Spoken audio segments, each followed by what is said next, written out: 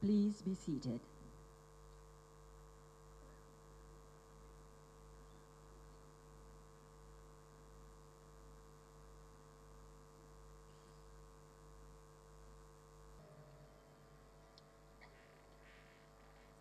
His Excellency, the President of the Republic of Indonesia and Ibu Hajah Ani Bambang Yudhoyono, His Excellency, the Vice President of Palau, His Excellency, the Prime Minister of Fiji, His Excellency, the Prime Minister of Georgia, His Excellency, the Prime Minister of Tonga and Mrs. Ainise Sevele, the Honorable President of the Asian Development Bank, the Honorable Governor of Bali,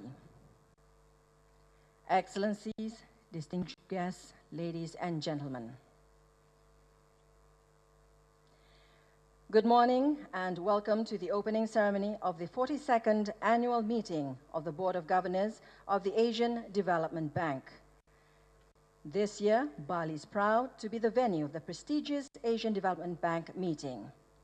And in the true Indonesian hospitality, as honored guests, you have been welcomed with the Balinese dance entitled Sekar Jagat by choreographer Swasti Bandem, inspired by the Rejang dance ritual applied in Karangasem, Bali.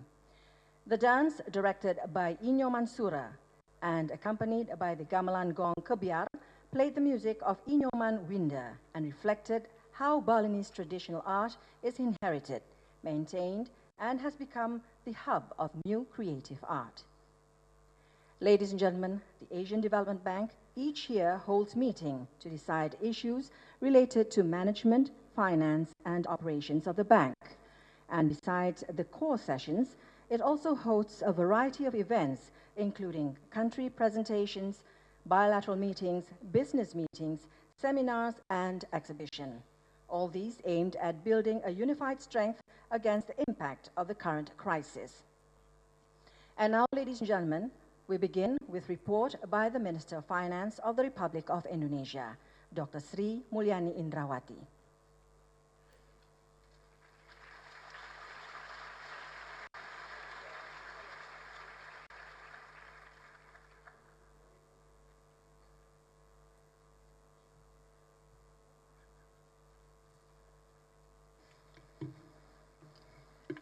Bismillahirrahmanirrahim. Assalamualaikum warahmatullahi wabarakatuh. Om Swastiastu.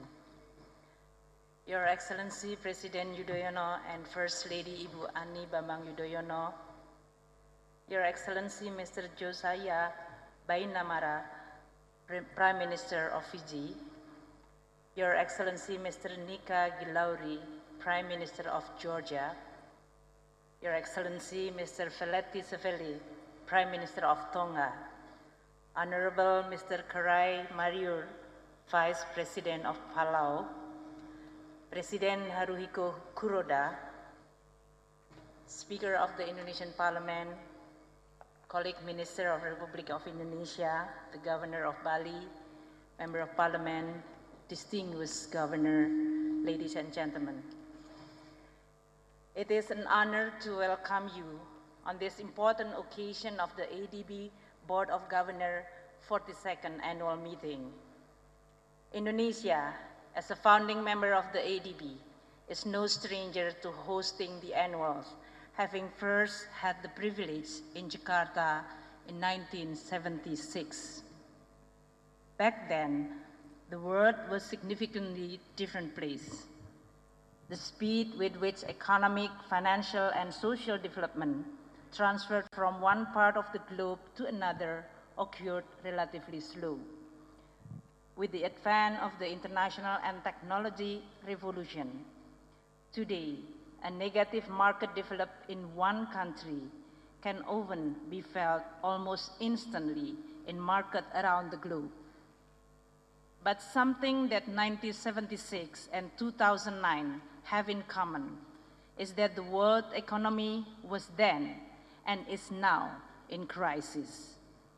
What differs is the nature of the crisis. In the mid-1970s, the world experienced stagflation and a global oil crisis. Last 3 years, we had another energy shock, as well as food security crisis, and today we are facing an economic slowdown that is rivaling the Great Depression. Added to this, over the past week, we have seen the World Health Organization announce an alert for a possible flu pandemic. Something that has not changed since then is the ADB's steadfast commitment to assisting members to combat crisis and its readiness to develop new facilities to meet member country needs. In the 70s, the ADB was quick to shift assistance to energy projects. And last year, the bank offered food, energy, climate change, and avian flu effort. And this year, the bank has offered counter-cyclical assistance. As the world's second largest multilateral development bank, I would argue that the ADB commitment to the Asia-Pacific regions has strengthened as the bank has grown with the region. Distinguished ladies and gentlemen, the ADB and the Asia-Pacific region clearly have some serious challenges that we need to confront head-on. As we know, GDP growth in the major industrial countries is expected to contract further over 2009, and we are only expecting a mild global recovery next year.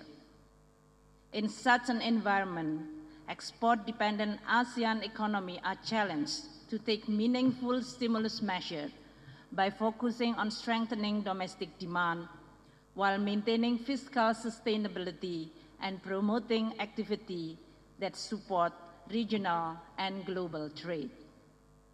At this time, when credit is extremely tight, this will present some major challenges. In line with its effort to alleviate poverty and improve the region's standard of living